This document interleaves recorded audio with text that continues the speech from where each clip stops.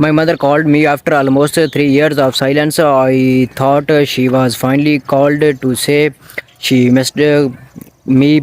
Instead, she asked me to send $1,600 to save my older brother. I laughed when and she said it because I already knew exactly where that money had gone. My name is Ethan Miller.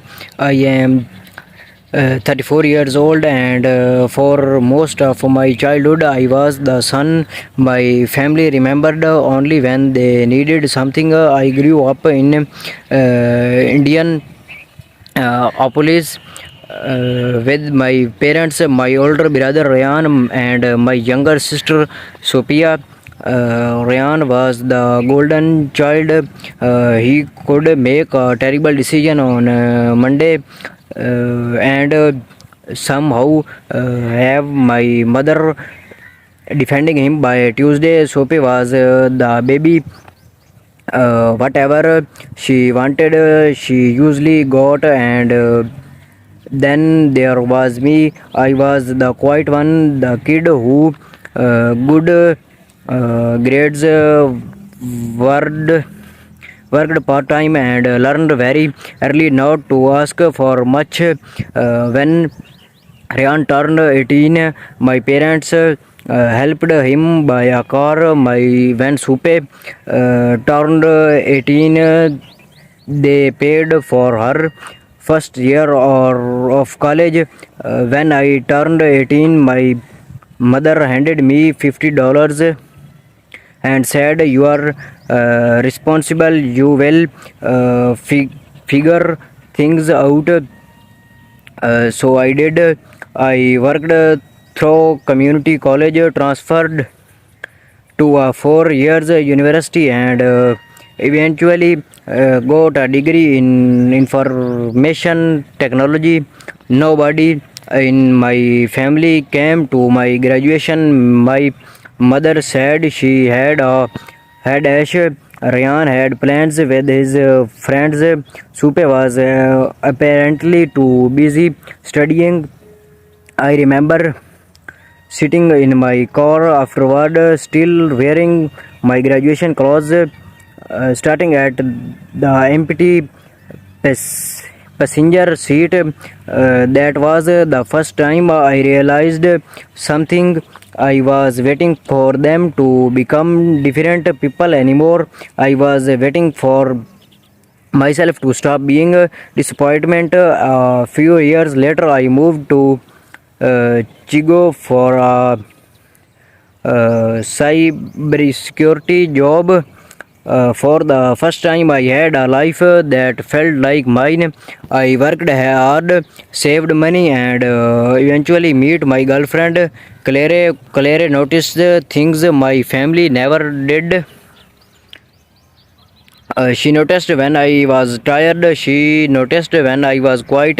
She remembered little things I told her weeks earlier, and she was the first person who ever asked me, "Why do you keep trying to learn love from people who don't treat you like family?" Did not have an answer. Eventually, I stopped calling my parents. They did not seem to notice. Months became years. Then, after almost 3 years without a real conversation, I received a call from my mother. I almost did not answer, but I did. "Hi, mom." There was no hello, no how are you, no congratulations on my recent promotion. She immediately said, "Ethan, Ryan is in serious trouble." Of course, he was. Ryan had started another business. This time it was a fitness studio. He had borrowed money, spent too much, and apparently the whole thing had collapsed. Now he owned nearly $1,600. My mother started crying. He could lose everything. I stayed quiet. Then she said the sentence that made my stomach turn. You have money now, cannot you help your brother? I actually smiled, not because it was funny, because after 3 years of silence, the first reason my mother had found to call me was money. I asked, Mom, do you remember Grandma Evelyn's? She went silent. My grandmother had died 2 years earlier. Before she died, she told me something I never forgot. She said she had left each of her grandchildren $1,600. I had never received dollars at the time. I assumed there had been some mistake, so I asked my mother about it. She told me grandma had changed her will. I believed her until that phone call. Where did my inheritance go? I asked. My mother's voice changed. Ethan, this is not the time. It is exactly the time. She finally admitted that grandma had left me the money, but she claimed she had used it temporarily to help Ryan temporarily. That word stayed in my head. How long ago? She did not answer. Mom, how long? Almost 2 years. I felt something inside me go completely numb. 2 years. For 2 years, my mother had been sitting on my inheritance while I was working overtime, paying rent, saving every dollar I could, and she did given it to Rihanna. I did not scream, I did not insult her. I simply said, I am going to find out exactly what happened. 3 days later, I contacted an state attorney. She requested the probate records and bank statements. A week later, she called me. Ethan, you need to sit down. The documents showed everything. My grandmother's estate had transferred $1,600 to an account controlled by my mother.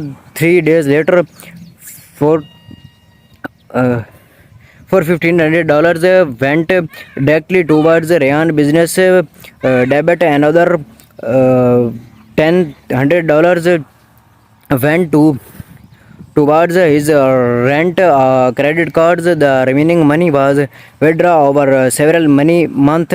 My mother had never planned to tell me. She had simply hoped I had never asked. My attorney sent a formal demand for the entire amount. My mother called me that night. Her voice was shaking. You did really to do this to your own family? I answered quietly. You did this to your own son. She started crying. Then she said something I will never forget. Ryan needed it more than you did. That sentence ended whatever was left between us, because she finally said the truth out loud. My needs had never mattered as much as is the case. Eventually went before the court. The records were clear. There was no misunderstanding, no mistake. My mother had usually used money that belonged to me. The court ordered her to repay the full $1,600 along with legal expense. Ryan business still failed, and for once I did not feel responsible for saving him. A few months later, Clary and I bought a small house outside Chicago. I was not hug. I did not have a swimming pool or some fancy driveway, but every room represented something I had earned myself. On the first night there, we sat on the living room floor eating takeout because out furniture had not arrived yet. Claire looked at me and said, "You okay?" I looked around the empty room. You For years, I thought being ignored meant I was not important. Now I understand something completely different. Their inability to value me had never determined I did not lose a family that loved me. I lost the hope that they eventually would, and honestly, that was painful, but it was also freeing. My mother money eventually helped me pay down the house, but the real inheritance was not the $600. It was the lesson. Sometimes you have to stop and knocking on the door simply because you grew up believe someone on the other side would eventually open it. I stopped knocking, and for the first time in my life, I built a home where I did not have to beg anyone to let me belong.